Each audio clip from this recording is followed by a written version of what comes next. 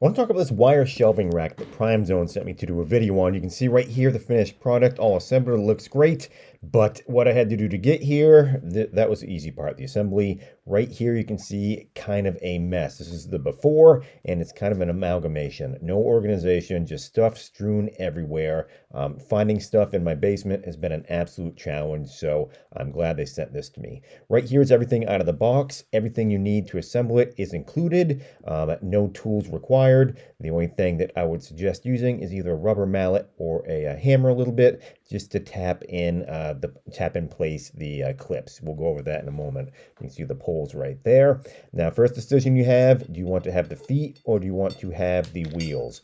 I went with wheels. It limits a little bit the amount of weight that this will handle. If you have the feet, you can get up to 2,400 pounds. The wheels will only handle about 800, but I value the flexibility a little bit more. Right there you saw the clips. This is a clip and lock in place system. Very easy to set up. First step is to get the initial poles set within the frame. Most convenient way to do it, which I am not doing here, is to lie it on the ground and slide it through. But you can kind of see where I'm working in my basement.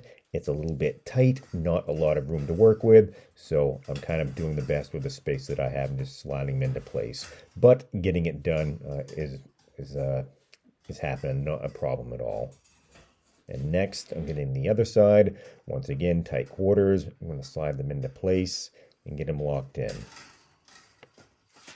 Now, once they're in place, what you want to do is you can see a little piece of 2x4 and just go around to all the corners and kind of give them a little tap. If you don't have that, you can use a rubber mallet, and that's going to do the trick. You just want to make sure that you lock everything into place and everything's sitting really good down in those clips.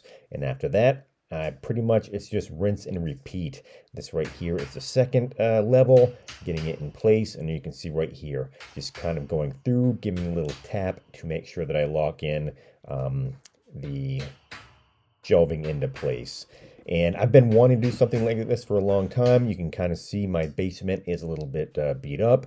Definitely needs some organization. Right here, adding the next pole. Now, these are NFS certified, so if you want to use this in the restaurant industry, be absolutely phenomenal option for you. You can see right here, I've got everything assembled as far as the poles, and I'm ready to start putting on. Now, the clips, like I said, they slide on right here. You lock them in, and the most important part, just make sure you have continuity as you're going as far as where you're putting the clips on. There are little markers right on the side of the poles, so you can keep an eye on that. And then right here, finished product. Assembly, not including moving everything out of the way. Assembly itself took maybe half hour, 35 minutes. Not too long at all. I did it alone. If I had a second person, it would be a little bit more easier. Sometimes just getting the poles to line up with the shelving when I put it on was a bit of a challenge alone, but very doable. And right here you can see the finished product all loaded up. My basement, I'm kind of starting to reclaim a little bit. I've got everything put away. I've got a little bit more organization to do, but at least I can move around in my basement again. So who's this going to be good for? I'd say anyone who wants to have a little bit more organization. I'm thinking basement, garage, retail, restaurant. This thing's really going to be handy for me. If you'd like to pick one up for yourself, click on the link in the description below.